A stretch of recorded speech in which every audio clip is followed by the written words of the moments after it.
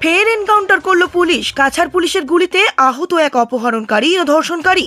পুলিশের গুলিতে আহত দুষ্কৃতীর নাম জমির উদ্দিন। তার বাড়ি কাছাড় জেলার শ্রীকোনা আলমবাগে।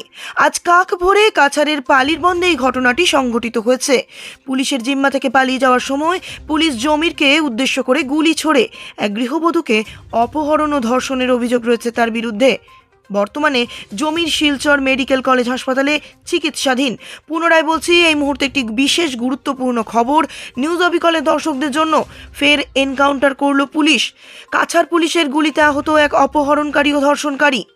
পুলিশের গুলিতে আহত এই দুষ্কৃতীর নাম জমির উদ্দিন। তার বাড়ি কাছাড় জেলার শ্রীকোনা আলমবাগে। আজ কাক ভোরে কাছাড়ের পালির বন্দে এই ঘটনাটি ঘটেছে। পুলিশের জিম্মা থেকে পালিয়ে যাওয়ার সময় পুলিশ জমিরকে উদ্দেশ্য করে গুলি ছোড়ে। এক গৃহবধূকে অপহরণ ও ধর্ষণের অভিযোগ রয়েছে তার বিরুদ্ধে।